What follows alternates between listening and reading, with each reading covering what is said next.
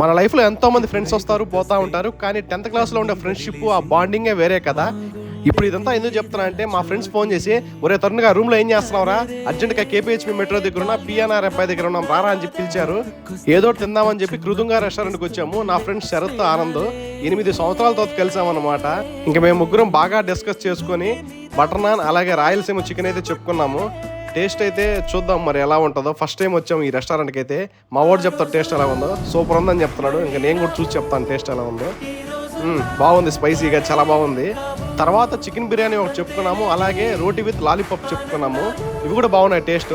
Overall food అయితే 10కి 8 ఇస్తాను నేను రేటింగ్. టేస్ట్ అయితే లాస్ట్ సోంపు గిన్నె అయితే ఇచ్చారు. మనకి ఎక్కడికి వెళ్ళినా కూడా పేపర్లో సోంపు కట్టుకొని పోవడం అలవాటు కదా. మంచిగా మూట కట్టాను, మా వాడికి ఇచ్చాను, మామ జోబులో పెట్టుకోరా అని చెప్పి.